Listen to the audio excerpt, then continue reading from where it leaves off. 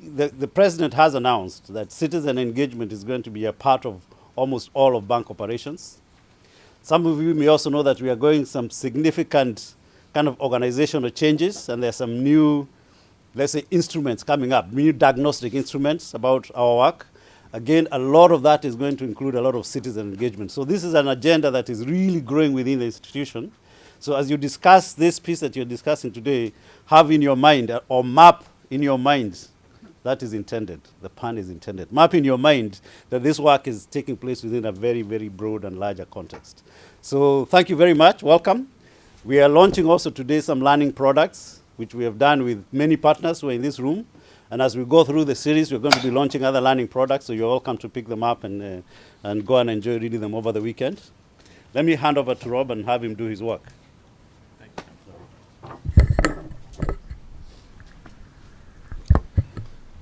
Well, join Robert in saying good morning and welcome. Thank you for making the time today. I want to say thank you to the panelists for joining us. I'll introduce them all in just a moment. And thank you foremost to the bank as well for hosting this event and giving us the space to talk about this topic today on maximizing impact. My name is Rob Baker. I am a consultant with GFDRR here in the bank. I'm also the Director of Operations for Ushahidi, a Kenyan-based software company that makes tools for crowdsourcing, and a White House Innovation Fellow working on open data at USAID. I couldn't be actually more genuinely excited to talk about this topic today, both on being able to address this and what we're not talking about today as well. We're not talking about crowdsourcing 101. We're beyond that. We're not talking about the future of crowdsourcing in a very general and esoteric way. What we're talking about today is really redefining our definitions for successful crowdsourcing. Redefining what we think what we gave a name to back in 2006, Jeff Howe's book, The Rise of Crowdsourcing, a redefinition to something that's really been around for a long time when we think about it. Crowdsourcing has been around for decades and decades. Think about all the things in history that were crowdsourced: the Oxford English Dictionary, margarine, the design of the Sydney Opera House, finding longitude for sailors in the high seas. All of these things actually crowdsourced. So really my frustration around crowdsourcing, I know, in my field has been when we think about it, to think about it as something that was kind of birthed out of the new technology and the new opportunities that are afforded by that technology as something kind of new and clumsy and finding its way, when in reality I find that we're kind of in a renaissance from that same technology, those social and mobile channels that are giving rise to higher volumes of data and better access as these tools become more prolific to people all around the world, people that we have never had access to in the past or never had the opportunity to be part of the crowd.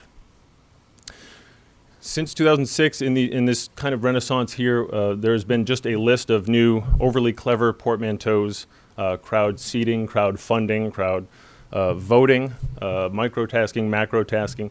There has been so much research on this topic, on the intrinsic and extrinsic value of crowdsourcing, trying to find new incentives on how to engage the crowd in this way, and yet we find ourselves, for those of us who have been in this field for years, in the wake of so many failed crowdsourcing projects as well. The double-edged sword of that volume of data finds teams that engaged the crowd and couldn't overcome that, putting all of their efforts into just dealing with that volume and not so much in trying to find the true signal in all of that noise. It leaves us with very valid and real questions. I know ones that I've heard and still continue to address, as I know the panelists here do today.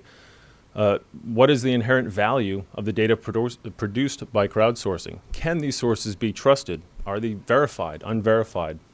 And as such, the overarching question to all of this: can we take something that is perhaps a tactic, a methodology that is observational in nature, and truly make it observational? Can crowdsourcing lend itself to affecting change?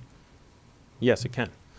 And that is kind of brings us to the topic today and what the panelists are going to address today in terms of how they, in their roles, in their organizations, through their work, have actually created effective change within their communities. Not simply in the communities as well, but through higher levels, government levels, city levels. So I will introduce them now, but with one last bit of housekeeping today. You'll notice we have our hashtags over here. Hashtag OpenGovNow, hashtag MapsForDev, hashtag digital engagement, hashtag citizen engagement, hashtag OpenGov. OpenGovNow, if you're going to use one, use that one, but all of them are open and we are monitoring them because we want to hear from you. We have our own crowdsourcing activity this morning. We want to ask everyone here I know we have a lot of talent in the room as well. How can large organizations better engage with mapping and crowdsourcing projects for greater development impact? How can successful mapping and crowdsourcing approaches at a smaller local level scale up? We want to hear your thoughts on this as well. So if you have any thoughts on that, feel free to hop on Twitter and include one of these hashtags, and our team will be monitoring this in a system that we will be curating those answers and providing the means afterwards and moving ahead to actually vote on some of those responses as well and kind of get a sense from the crowd here today. So please do chime in. And with that, and without any further ado, I shall turn it over to our panelists, who I'll introduce now. Briefly, I won't read the whole bios. There are full bios on the back of the introduction, the agenda for today. But we are joined today. I'll introduce them in the order in which they'll be speaking. Noel Ines is a senior procurement specialist in the bank's East Asia Pacific region. He has nearly 30 years of experience in the Philippines, and over half of which are in bank projects. And I love this list, from different sectors, from power, water, health, education, rural development, environment, mining, urban, and transport, including disaster rehabilitation. That is amazing. His work on geotagging has set a model for many of the work on transparency in the Philippines here. So that's fantastic. I can't wait to hear more. Cristiano Ferri Faria, a senior official in the Brazilian House of Representatives for 21 years, is now the head of the Hacker Laboratory, an institutional body of the Brazilian House of Representatives. And yes, you heard that right. There was House of Representatives and hacker in the same sentence. That's amazing. I love that. Michael Marin is the co-founder of the Ground Truth Initiative and of the Map Cabera project. He's also involved with the OpenStreetMap Foundation, president and founder of the humanitarian OpenStreetMap team. And Nithya Rahman is the founder and director of Transparent Chennai, which creates maps and information about neglected civic issues to support advocacy by and for the urban poor in India, where she's been working for nearly a decade.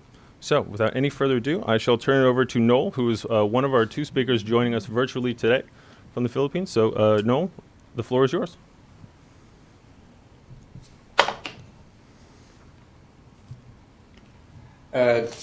Good morning, Washington, and good evening here at the Pacific. I have my two colleagues here from the office. I'll be sharing about the Philippine experience on geotagging, which is a revolutionary and expensive approach of using ICT and GPS applications, and which would allow accurate visualization, implementation of sub-projects, and which can be easily replicable for mainstreaming to government institutions because of the low cost and simple technology. The bottom line here is it will help answer, is the right activity implemented in the right place? It has proven in Mindanao in 2009 as a powerful tool to boosting transparency, improving supervision, and fighting corruption. And we have found that it can apply to almost all type of sub-projects under bank financing, like farm-to-market roads, bridges, irrigation system, regreening program, health centers, school buildings, etc. And we are, in the process, we have also found that it's an innovative approach for citizen and CSO engagement, particularly because it empowers them in the monitoring of sub-projects in their locations. Since 2009, geotagging has expanded and scaled up in areas other than Mindanao, and now in various stages of application in at least 10 World Bank projects in the Philippines. In 2011, it has attracted the attention of Philippine President Benigno Aquino and is now being mainstreamed in many government agencies. On the bank side, it has become one of the important tools for the Philippine Country Office for monitoring and portfolio mapping, and as such, it is now planned to be used for all new bank projects in the Philippines. So this is a sample of the websites of the agencies where information can be disclosed and virtually validated by oversight agencies and the bidders. The example I have here is a visualization of a farm-to-market road in conflict area in southern Philippines, that is Mindanao. It can show the specific location, ground distance of the sub-project, including elevation profile, So this project is 6.4 kilometers, and ground photos, interval of 50 meters, can be taken and disclosed to the contractors prior to bidding, so they can virtually visit. And during construction, photos can be put together side by side to show the progress until completion. And of course, it will allow 3D visualization. This other example is a visualization of reforestation project in far-flung locations. With the polygon to be replanted known, the area can easily be calculated and cost may be computed virtually. Of course, similar to the road sample, photos can be, base photos be taken and progressively until completion. This is a sample of 3 islands in central Philippines where there are hundreds of polygons for regreening. The example I have here, number 3, is mapping and distribution of micro sub-projects to beneficiaries at the community level, where the location of the houses are geotagged, and each of the houses of the recipients, including the farmer and the farm animal, can be taken and recorded. The next example I have is mapping and visualization of irrigation system in northern Philippines, showing the main canal and the sublaterals, the current service area, and the area to be generated as a result of the irrigation improvement, plus the geotag photos of inventory and condition of the structures, and of course, the progress photos during construction. The last example I have is a bird's eye view of mapping at a municipality level of a combination of various interventions from different sources of funds, maybe ADB, maybe World Bank, maybe Japan, JICA, showing the school buildings, farm-to-market roads, reforestation, and water supply. So you can have a shot showing all these combinations, which can be looked upon if there are any duplication or otherwise. Thank you.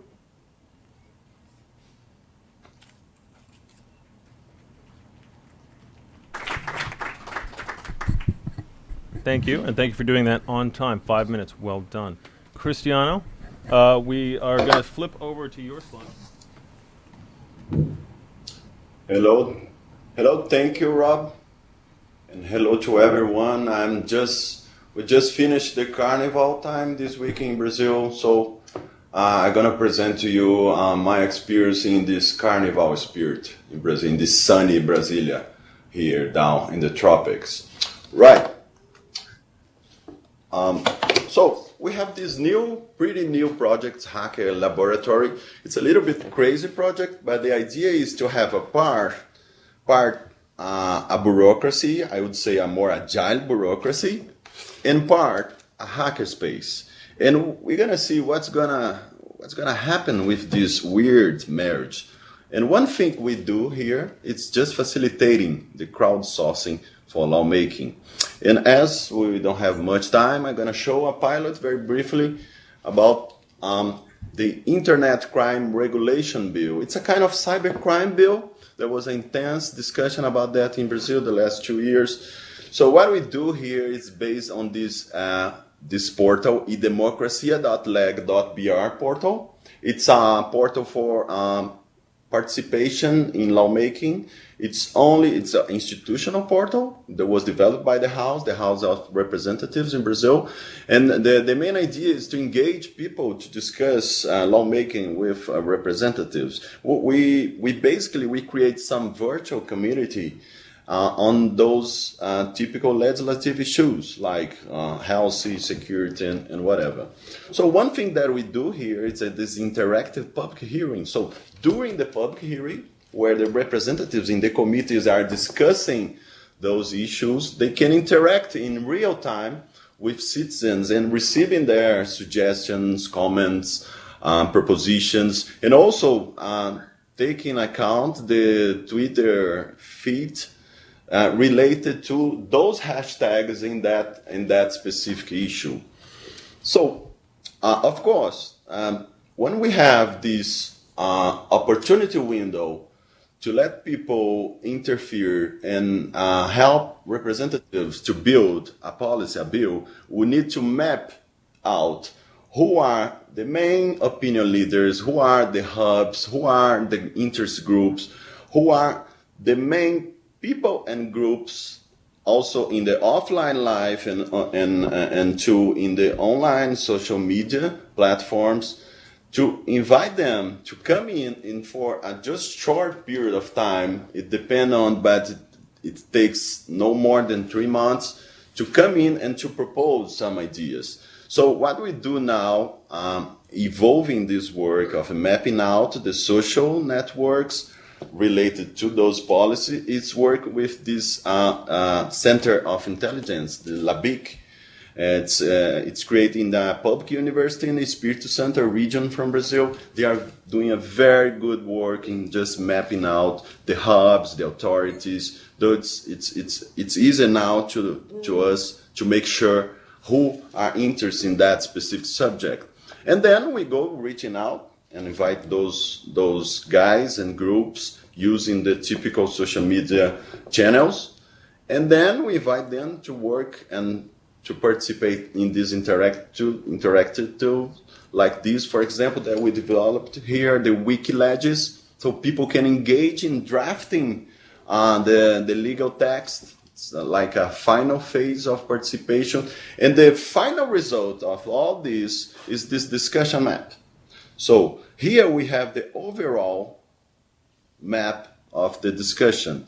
And if you go look further and closer, you can see, for example, the cybercrime policy. There's 3 different approaches. One, creation of mechanisms to identify law-breaking individuals on digital means, the orange one. When you see the blue, prepare individuals to use the internet safely. And the third, the green, the typifying cybercrimes. So here, policymakers and citizens can see 3 different approaches that this kind of bill can have in the future. So, and here you see, for example, the different arguments, the different ideas, and the possible consequences if the policymakers decide to take this way or instead of that way. So just a brief overview of this work. We have to say we're just piloting. It's in the very beginning process, and I'm very happy to be here and share this work with you. And I hope we have questions and comments and critiques about that. Thank you very much for your attention.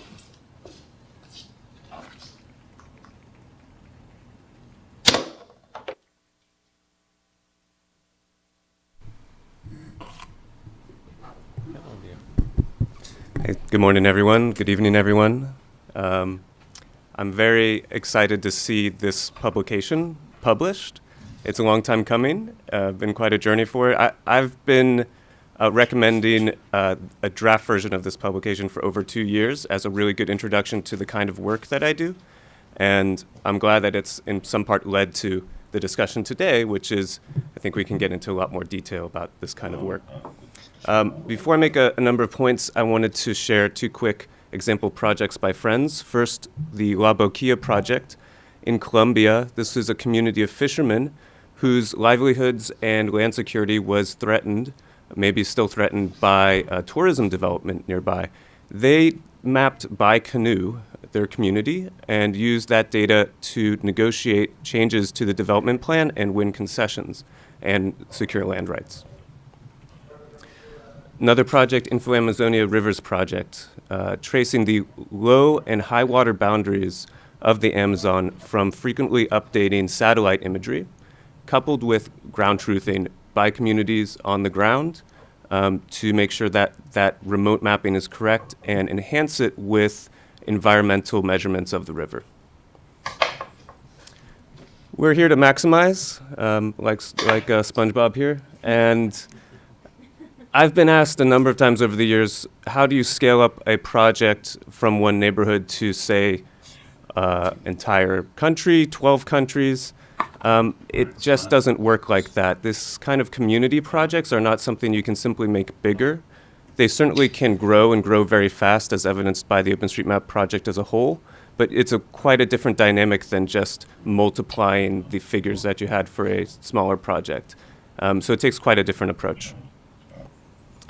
And a lot of that has to do with the communities operate on a different time scale and a different parameters entirely from large institutions. So this is a graph of board approvals, World Bank projects. I don't think it's particularly a better time of year in May and June for communities to have projects starting, but that's what happens. So communities exist before and after projects start, and they somehow don't fit exactly with how large institutions operate. How can the two meet in the same place? Mapkibera is an example of this. Mapkibera started over 4 years ago. We've been through a number of different funders and projects, love them all. And, but the thing that was hard for everyone to understand is that it wasn't until this project, I think, that we really had complete delivery of the promise of communities connecting to the government and service providers and having an impact at that level in the national media and especially in the community. It takes time to figure out how technology can adapt into an individual community.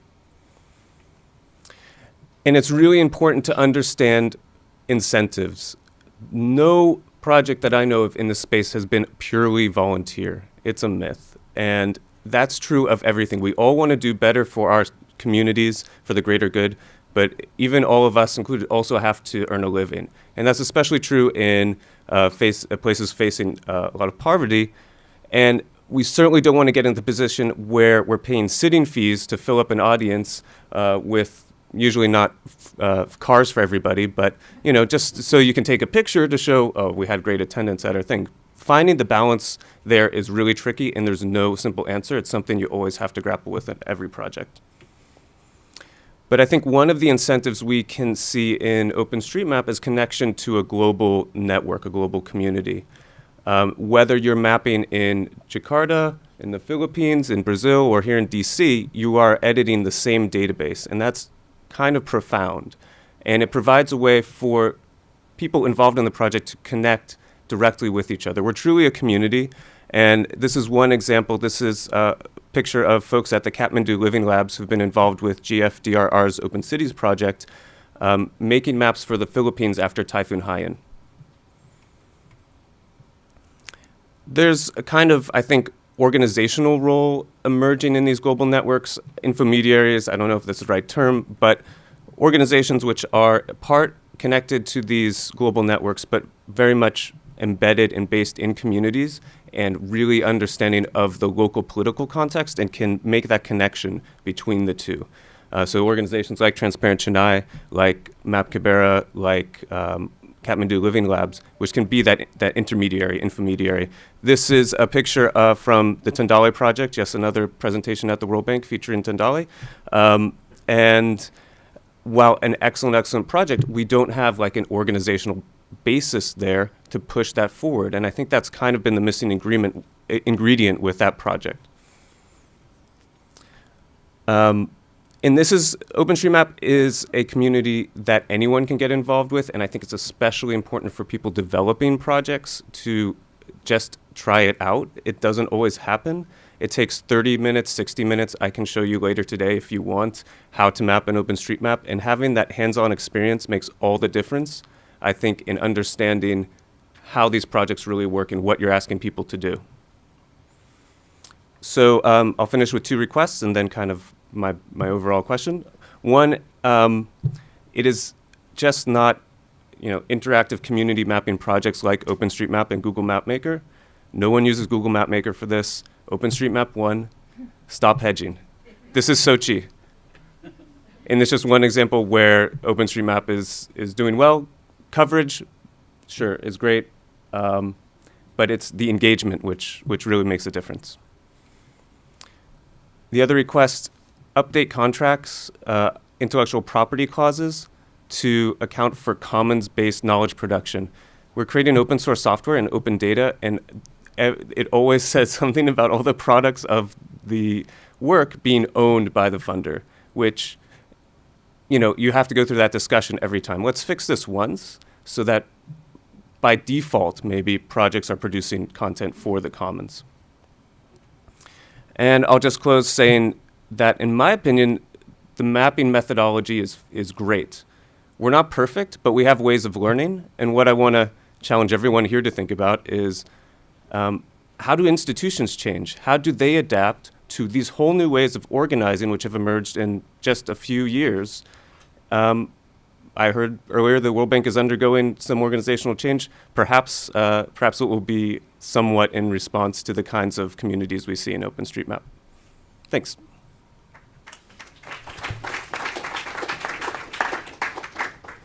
Thank you. Over to you. Do we want to I could. kind of do a little shuffle here?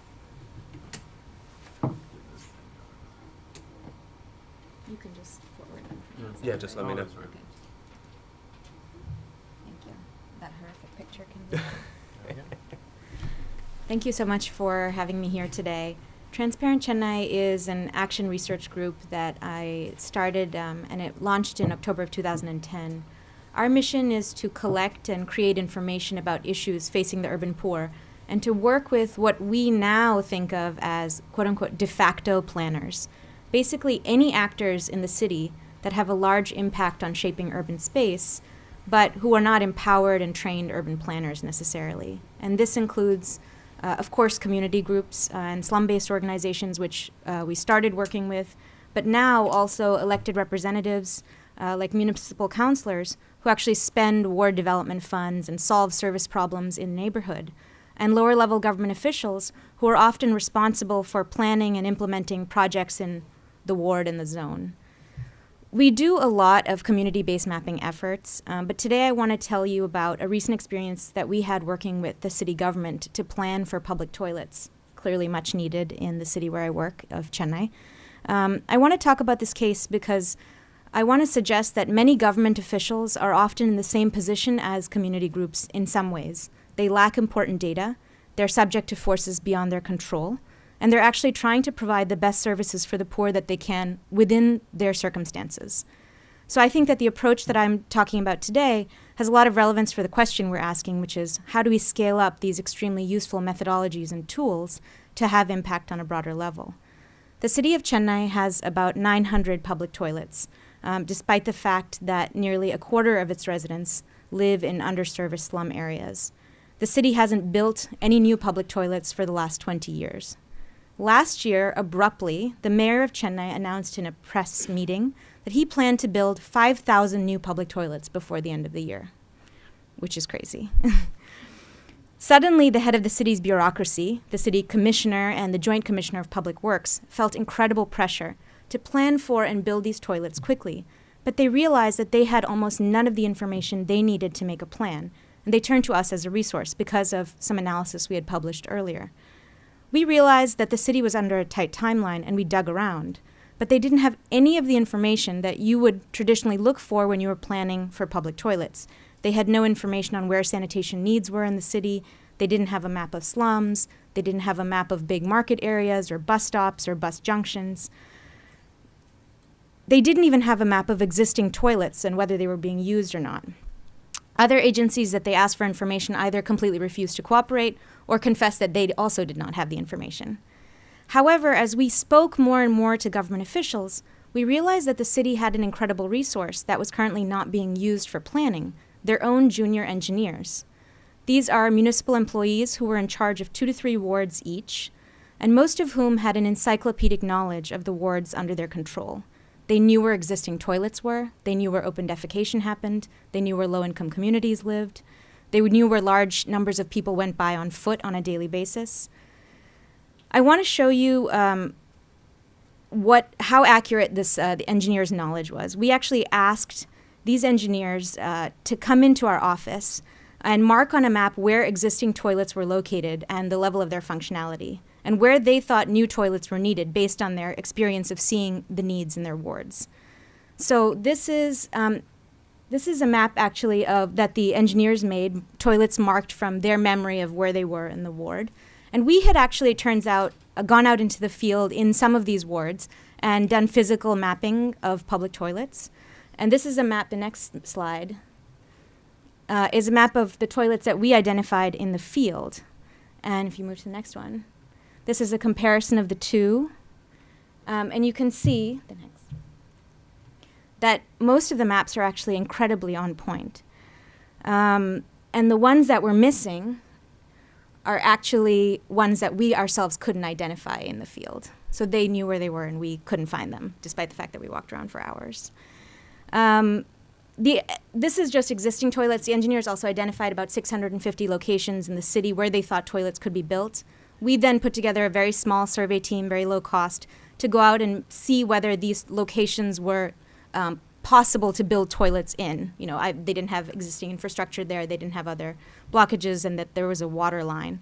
And after this survey, the number of toilets, possible toilets, came down to about 350.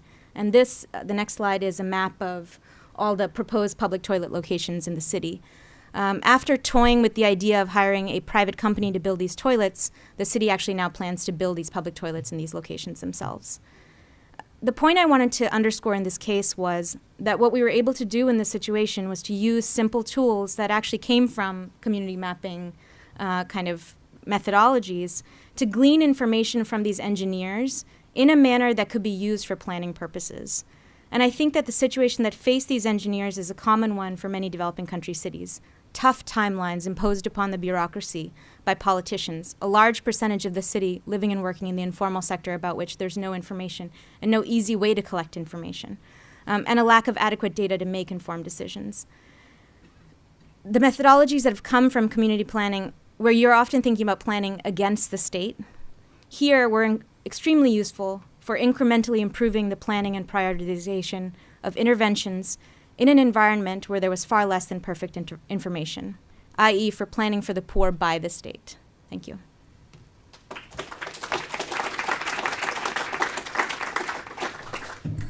Excellent.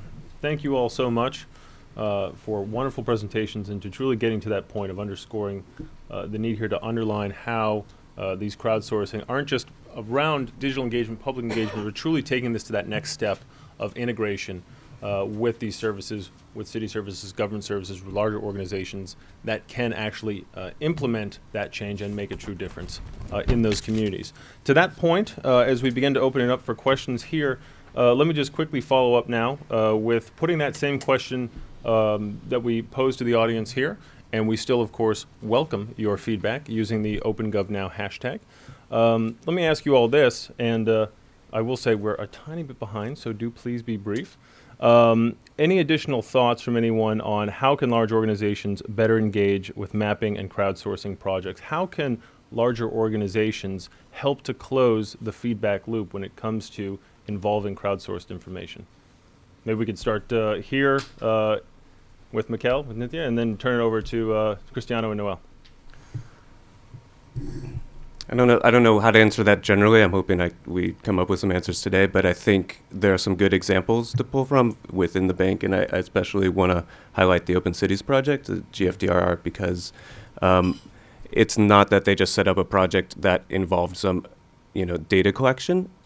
They are fully involved in the community itself, and they're contributing to the community, not just to the project objectives. Part of the project objectives is growing something that is kind of a little bit outside of their control, and figuring out how to contribute to something bigger that you don't know what the end result is going to be, I think is quite a brave, brave step for them.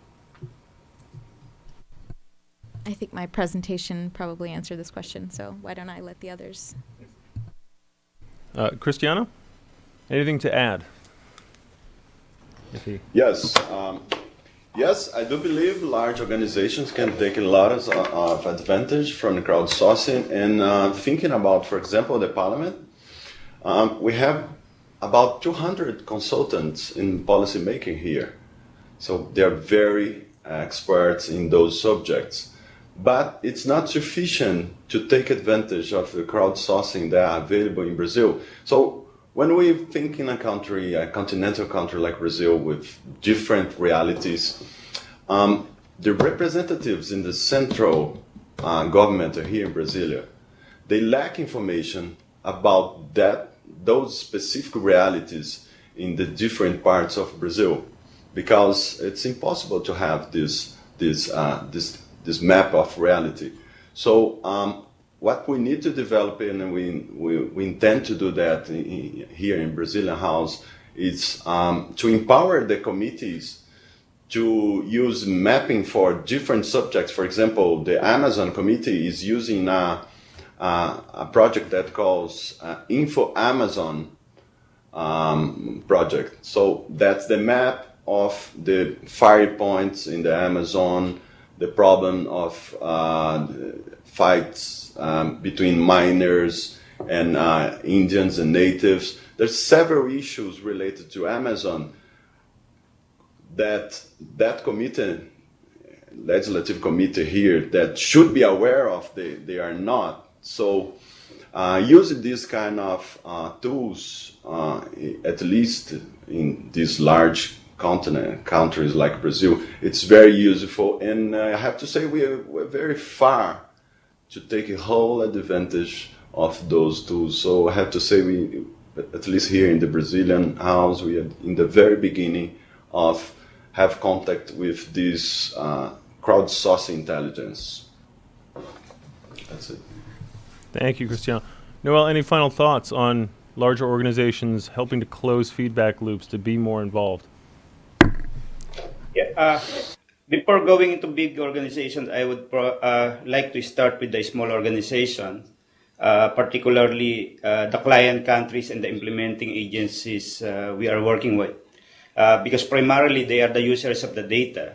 So first, before going there, the implementing agency should be convinced that this type of mapping, whether it's or crowdsourcing, is vital to them. The next step, of course, is within task team members, within the bank side, there should be consensus, no? That this is the way to go. There should be agreement between the bank team and the government team that this is the way to go. And of course, the user should be there for the feedback. When I speak of the users, it can be the local government units, the contractors, the civil society, and the community. And in all these things, the implementing agency or the government should be on the driver's seat, with the bank working on the background, advocating, convening, quality checking, spicing up, and influencing the scale up. I think that's the role the bank should play, rather than imposing technology, specific technology. I think that's the way to work. Start small, then pilot, then scale up. Thank you. Thank you very much. More arguments for agile methodologies at the bank. I love it. And with that, let's open it up to questions from the floor. Who will be the brave soul to go first? Anyone? Mm-hmm.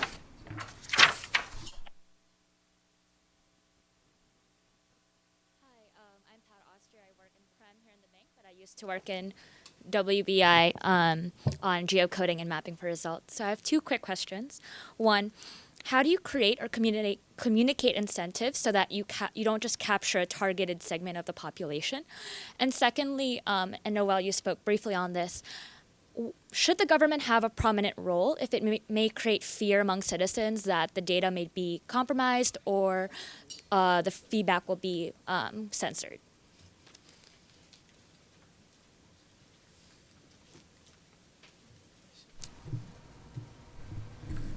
I'll actually take the second one. Okay. I do think there's a big role for improving the evaluation and analysis of the results of such activities. I'll just speak from the OpenStreetMap experience and Typhoon Haiyan. The American Red Cross recently did an analysis of the data quality that was produced by volunteers in the response, I will honestly say it wasn't perfect. I don't know if any organization, anywhere could have gotten it perfectly, but they did some very, very good analysis, which we haven't seen before, which allows us as a community and for future partners to then improve our processes and do things better. So I'm not even sure if I'm answering the question, but that was a thought that occurred to me. There we go. Well, I know you would address no additional thoughts? And maybe we might need to repeat the question if it didn't come through there. Yeah, it comes out clearly from first of all, how do you communicate and the citizen would believe that their feedback would not be compromised? Well, based on the experience, the incentive we are seeing is citizens are given the opportunity to participate and monitor in projects, and that their feedback are not neglected. This is very important. We have several cases here in the Philippines, particularly in Mindanao, where the government takes serious effort in looking into the feedback of the citizenry, and which actually led to the discovery of under quality work, concrete, and which resulted to removal and replacement of kilometers of concrete road. This is, I think, by itself, it's the incentive. It's not for the monetary reason, and also we would like to see that the government agency would maintain a good balance and provide quality checks to ensure that, as I said, feedbacks are not ignored, but at the same time, careful of growing potential scams arising from unvalidated citizen data. So there should be, aside from receiving citizen data, there should be an opportunity for the government to go down at the field level, validate and ground truth the data. So there will be satisfactory interaction between the government, the private sector, the citizenry, and the civil society community. Thank you. Great, thank you. So- Yes. Hi, thanks. Courtney Roberts. I work with the ICT team at IFC as a consultant. I have a question that's somewhat linked to the incentive question, but also talks about long-term viability of projects like this. And the example of Chennai was really interesting because it was sort of using this tool to do something that there was a demand for already in a better way. But then in kind of proactive environments where the project is not sort of demanded explicitly by a donor, but is a project that is needed, but has to be finished for everyone to feel like there's a demand. How do you deal with sustainability of the project? You know, for Ground Truth, you said you had a series of donors. I'm sure that provided some headaches. And so then the other related question is, everybody mentioned feedback loop, but how do you actually close the loop with the citizens you've engaged with? Like once the data is available, a lot of this is web-based. How do you actually reach the people in low resource settings and really engage them long term when they may not even have access to the data or understand how it's being applied?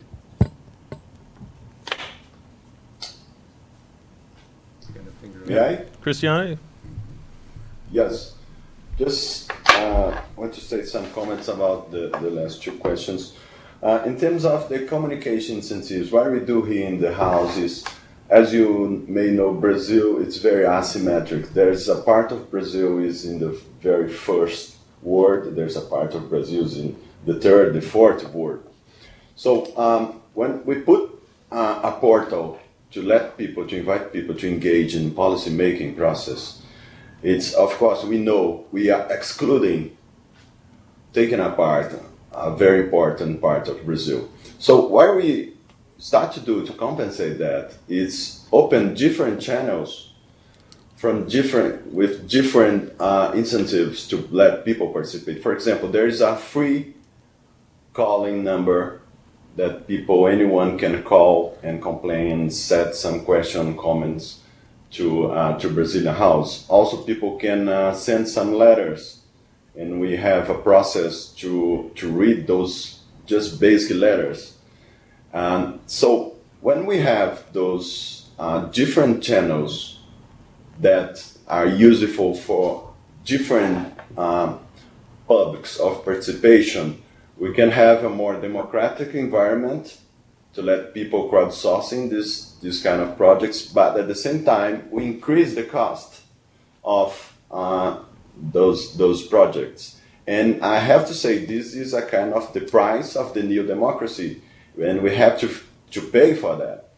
And it has been very hard to convince the policymakers, the decision makers here in the Brazilian government, that we need to invest money, invest resource to create a new ecosystem to let those projects in terms of crowdsourcing work and be entrenched in the bureaucratic and political process in the system. I think this is an important issue. And that, of course, is related to the other question regarding the sustainability that we should address. And another thing I want to say about the looping, how to close the looping, that to make sure those citizens they participate in what the result of that. What we do here in the Brazilian House, in the Hacker Laboratory, is after the final result, we send an email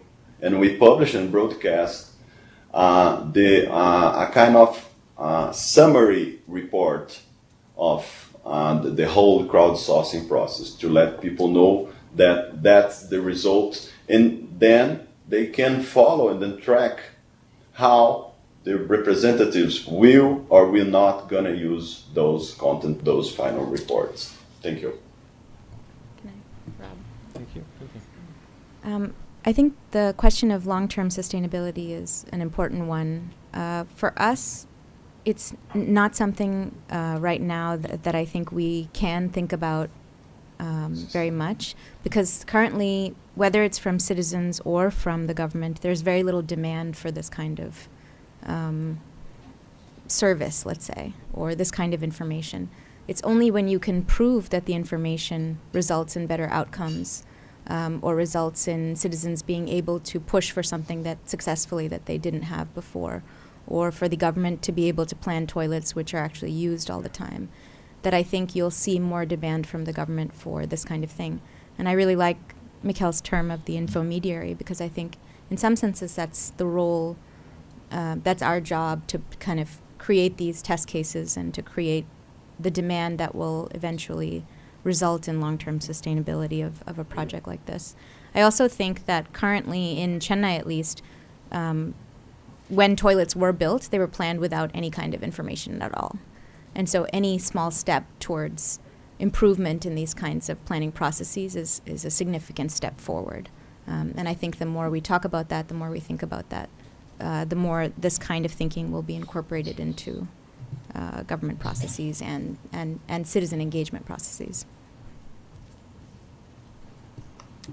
So on the first question about sustainability, I think actually the paper covers this a little bit. Like there's two kind of poles of operation, and any civil society organization, I think, has this struggle of sustaining themselves in responding to the funders and what donors are their priorities, and also keeping their own agenda on track.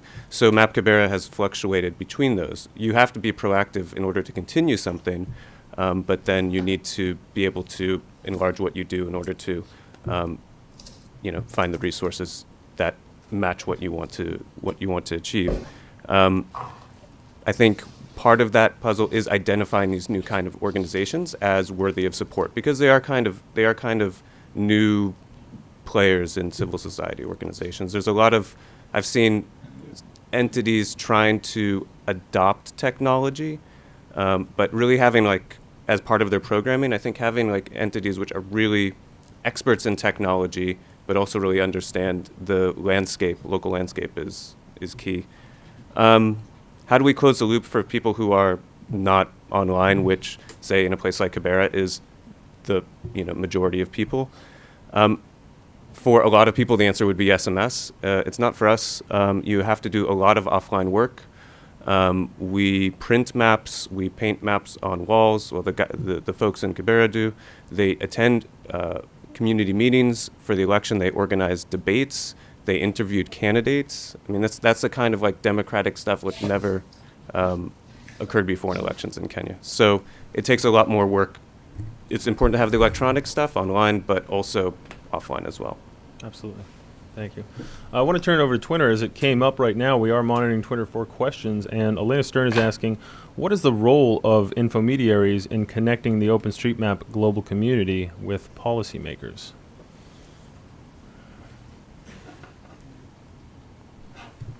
I like what Nitya said about finding places where what you are doing can contribute, can actually make it easier for a service provider to do their job. And so one role, I think, for intermediaries in that connection is actually really seeking those things out. OpenStreetMap started as an antagonistic project against the National Mapping Agency in the UK, but it actually, because their data wasn't free. But that's an old argument, and I think we've demonstrated time and again that what you can do in the community in OpenStreetMap can actually be a benefit to the government. It goes for all kinds of citizen feedback. Finding those does take some time and effort, and that, I think, is a role for intermediaries. OpenStreetMap focus, so we'll keep it going. Another from Twitter, what is the role of hackathons to develop apps for participation on the global scale? Cristiano, I'll turn that one over to you first. The role of hackathons to develop apps? Yes. So we did have a hackathon last year, and that was amazing, the result of that. And I want to target a very important point. It's not normally spoke. And it's related to the political culture and the bureaucratic culture. So when we had this hackathon in the Brazilian House in the last October, there was a great surprise for the most of my colleagues in the bureaucracy and also to the representatives to see that's possible to use in open data to create some amazing applications. And what I want to say here is that people in general, of course, people in this room who's watching us is very aware of the open data policy, the open government policy, the democratic governance issues and whatever.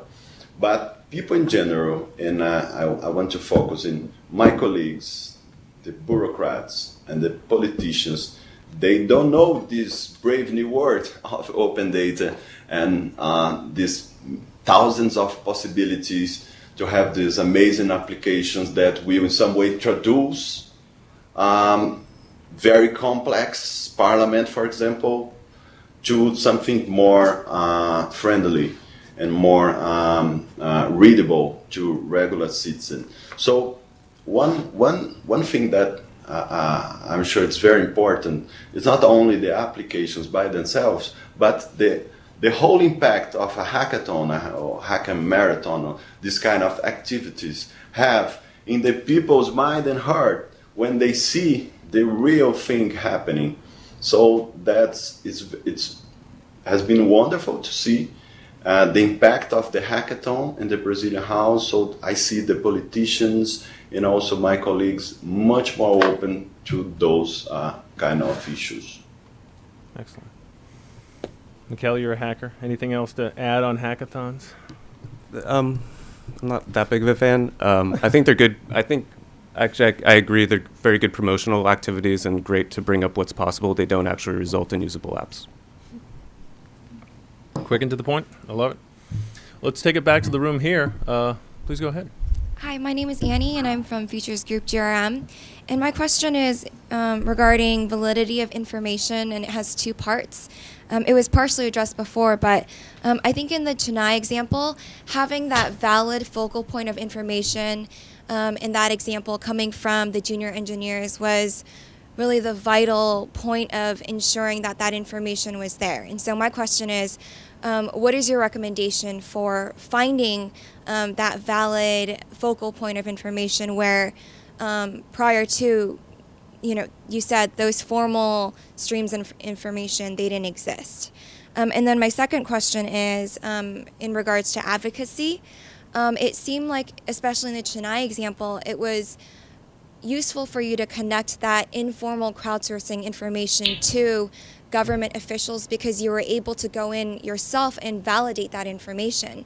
So is the role of larger organizations to go in to work with those vital focal points and validate that information, or do you have any other recommendations? Thank you.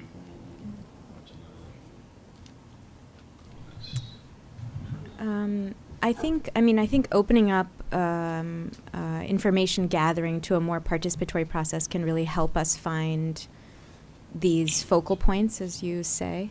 I think particularly in an information-starved environment like the municipal environment in Chennai, I think finding these individuals is the key. And I think going down to the neighborhood level and asking residents that really live there for information is the way in which we've tried to kind of create information that's the most useful for planning. I actually didn't get the second question.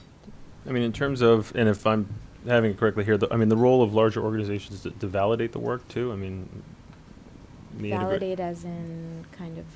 Coming back to the work you've done, I think in Yeah, I mean, I guess I was a little bit confused because the use of the word validate can be, it can be used in different ways. But I guess in some senses, yes, we bring credibility to information that comes from unusual sources. So we brought credibility to information that came from junior engineers that's traditionally not considered by higher level officials, or the fact that we work with a neighborhood or a low-income neighborhood brings credibility to the information that comes from those places. So I think that's another important role that an infomediary can play.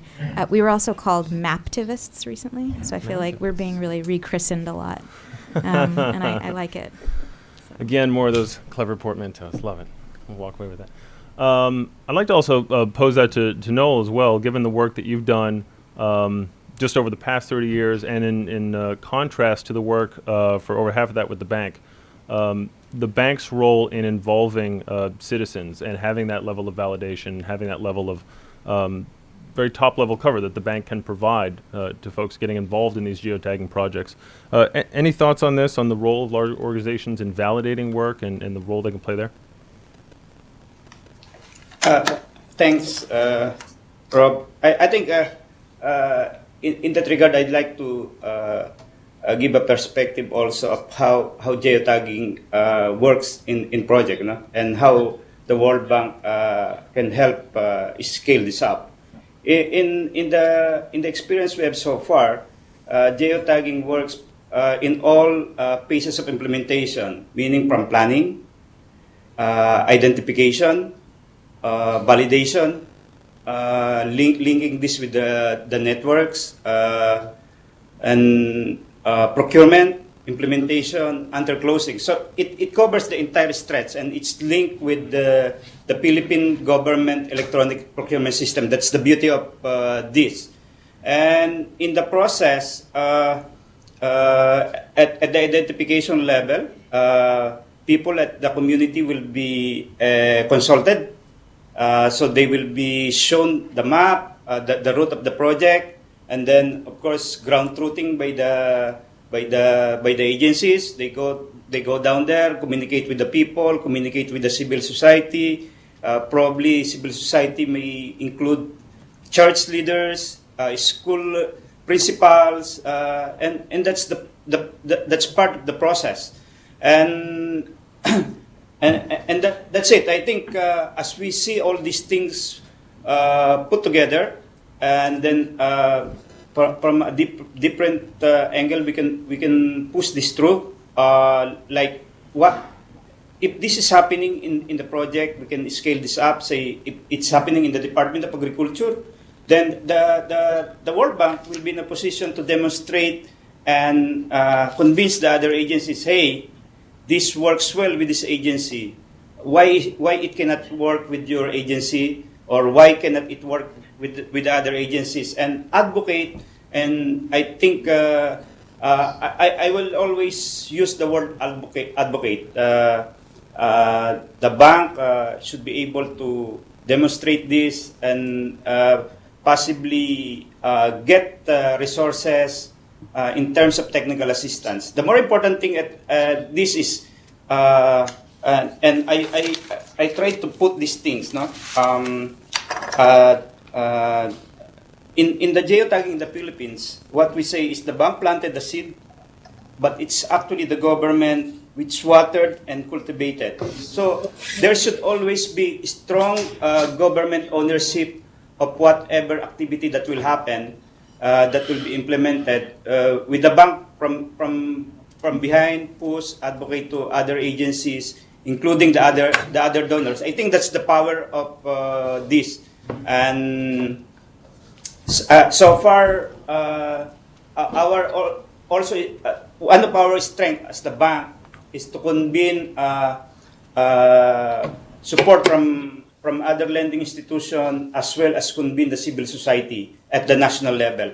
So actually, after this event next week, we'll be convening an event with the national networks of civil society in the country, together with the government, as to catalyze the discussion between the government and the civil society to continue and work together and how to improve and where geotagging is now.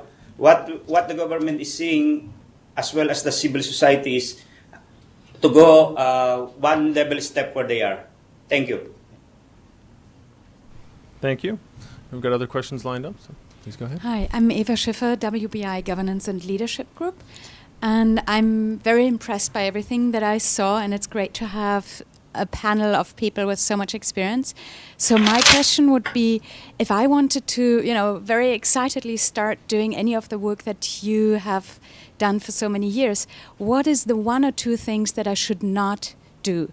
How can I set myself up for failure in this field? I'm going to hold everyone to that question. I love it. Who would like to go first? Good question. I think there was one thing I wanted to respond to on the last question, which I think also applies here, which was around the word advocacy ticked off something for me, which is projects are often very directed towards a particular result. And I think as a result, individual people and communities are treated in the whole process simply as like data gatherers. It's actually inherent in this word feedback, which comes from cybernetics. It's like a notion of governance, like a thermostat has feedback. Is it appropriate for people? I think advocacy is something that people can also do, which is outside the role of any like particular functional need. So yeah, and that's something we try to incorporate in our work. We do data gathering is great. I love data, but then what use do you put to it? Well, there's certainly uses within governments, within World Bank. What use does a community want to put to it? One of the things that we always try to include is an element of citizen journalism, where try to train people to just simply express what the needs are of the community. That's a quite powerful exercise in itself. It unearths all sorts of interesting things, and I guess to the question, don't just focus on the functional requirement. See if there's ways of that engagement having effects outside of that deliverable. Cynthia, over to you. Yeah, I think it's easier to say what you should do, and I think you should move to the place where you want to work, and not be here. If you want to do that kind of project. And ideally, you should find people who see the utility of the tools that you're bringing to their existing demand-making processes. And I think that's probably the way in which you'll find the biggest success and take-up. Actually, great. Cristiano, Noel, let's start with you, Cristiano. From the perspective now of the larger institutions, what not to do? How can we avoid pitfalls in crowdsourcing? Yes, I really love that question. And I would say, answer you, not saying that the whole truth to decision makers. It's a kind of polemic sentence, but when we start with these open projects, crowdsourcing, which is very scary to old-fashioned decision makers in the bureaucracy, in the political system, we have to avoid to say the whole truth to them, the whole possible achievements that we can have with this project. Otherwise, they won't let you start with a pilot. That it seems to me very important, and I'm just now repeating what I Noel said early, that we have to start with those things very small, with pilot, and then we can try to scale up. And once we can just ask to decision makers a small support to start it up, experiment, a very small experiment, kind of inoffensive experiment. So now, step by step, we can get strength, we can get support to scale up. So it's kind of funny, but I would say not say the whole truth to decision makers, to just go easy. Excellent. Noel, anything to add on avoiding pitfalls, what not to do? What have you learned? Yeah, I think I would like to start with the technology because more often the thought of using mapping is always linked with the expensive high-definition imageries, proprietary hardware, and software. I think we should avoid that pitfall, particularly from the donor side. And that's the first one. And which would intimidate, and not the technology should not be intimidating. It should be simple and should be understandable to almost all levels, from the top of the government to the local government units to the community. The technology and the approach should be laymanized.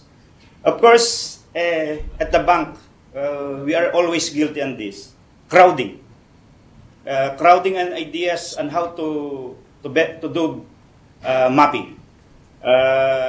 Among donors, we are guilty on this. Donor-driven technology, that's one. So it's difficult, no? How to, because say within the task teams or within various teams, crowding is always there. So the more important thing is not to work in silos, but to develop consensus building within the team. Of course, on the government side is let's not undermine and belittle the government. The reason why donors are here is because the government agencies are weak. If the government agencies are very strong, there is no need for the donors to come in. So we should always bear that in mind, that we are here to help them, guide them, advise them, but not to belittle them. Because if they see us as a credible institution, they will have a big ears for us, they will listen to our advice, and so it will be easy to work with them. Thank you. Thank you.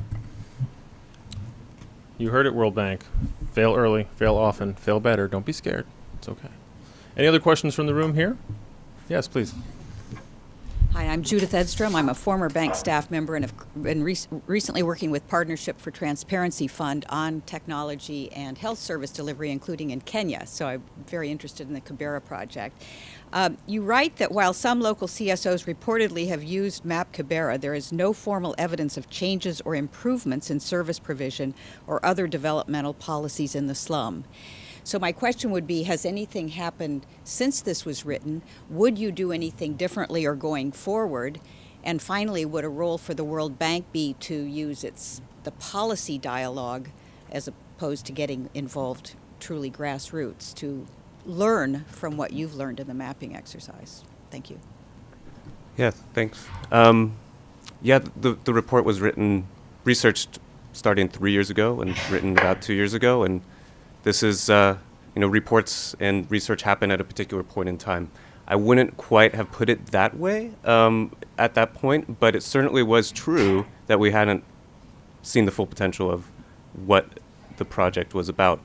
And the project started in 2009. I mean, it's not that long ago, but this was all, it was pretty new, you know, so there was a lot, honestly at that point there was a lot to learn. And the important part that we took it as a learning exercise. So it was always a goal for people in Kibera to actually benefit from the project. But we honestly said that we weren't quite sure how that was going to work when we started off. And that was why it was important to have a really long-term dialogue between us who had some experience with the technology and a vague sense of what it could do, and people who were very invested in the place, mainly the people who were living there. So yes, it's had a number of impacts. I mentioned the election project. I think we have demonstrated results of more peaceful election process because of the work that MAP Kibera did, as well as in Kibera, Mathare, Nakuru, other slums in Nairobi. There's water and sanitation, I think, is probably the top issue. And so we've done quite a lot of work in mapping water points and sanitation facilities. And while I wouldn't say that has been solved by any means, we all know how hard that is. I think there's been specific instances where particular organizations were able to take on their initiative a little bit better, having had that engagement and having had that information. Excellent. Let me broaden that out just a little bit, and an opportunity here as we're coming close to time for all of our panelists to submit any final thoughts they have as well on the topic of what would you do differently? Is there anything among that you would do, having gone through this process with the stories you've told, anything out of that will apply to your next project to move this forward, and any future plans? Nithya? Anything to add in terms of what would you do differently?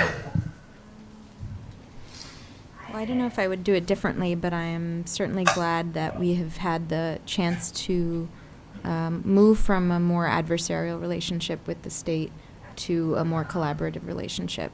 And I think that's been a big learning from our project. I'm not sure that we could have started out differently. I don't know that we would have had the enthusiasm and the energy in the beginning. Sometimes a good fight is what you need to get people moving. But I do think that I'm very, very happy that we're here now. Excellent. Noelle, I'll turn it over to you. The question of anything you would do differently as your work moves ahead. And any final thoughts as well? That's a difficult question, actually. What could we have done differently? Because as of now, the geotagging is progressing and scaling up and being picked up by the other national government agencies at the national level, including the president, which is very much different from where we are around 3 years ago, where there's a lot of skepticism.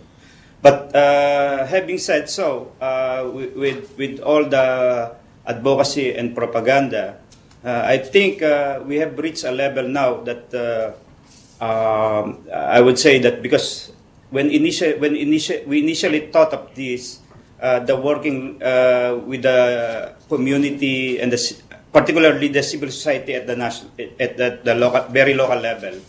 Now, what we are seeing is the power of the networks of the civil society at the national level, particularly in this country, where we have heard a lot of fraud, corruption, missing projects, etc., which are non-bank finance. So what we could have done differently, because probably the question that other may ask is, why just limit this activity to World Bank finance projects? So what we could have done doing differently is we should be able to catalyze and influence the other projects and the other agencies which are not non-World Bank implementers. I think that's the way we are moving, and we would like to scale that up. and also work with the other colleagues in the bank, the broader governance group, our PREM, and the others who are in discussion with those agencies. Because when I'm still starting this, I'm looking at it from the procurement level. This is a procurement intervention, but what we are seeing is there's so much application of this in the project, which should be brought to the table with a bigger group within the bank. Thank you. Thank you. And Cristiano, final thoughts. Yes. So when we work in this e-participation portal that we call e-democracy in 2008, we launched in 2009, I think we made a mistake. We built that in a very secret way, like the typical top-down model. And we just launched the portal, and after that we start to receive suggestions from people and whatever. And of course, doing this, we received a lot of critics, and people in some way distrusted the portal because they didn't participate. They haven't participated in the building the portal. So what we do now, and we start to do, is creating a more collaborative model of building things. I know it's going to be very challenging. It's lower than we have here because we have to open up to more people in different perspectives to participate in the process. But what we need to do now, our main target in the HACK laboratory, is try to put together these three dimensions: the political world, the bureaucratic world, and the social world. So I believe we have a point of intersection in these three worlds, and putting together these three actors, the politician, the bureaucrat, and the citizen, to build new platforms to help citizens interact to representatives, for example, or to build new applications to let citizens understand better the lawmaking process, for example. That would be a very interesting project that I'm very focused on that. And now I think I don't see any other way besides of that. Just sit down with different perspectives, from outside perspectives, inside perspectives, considering, of course, the political system, to build things together. That's my final point. I would say thank you very much for this opportunity.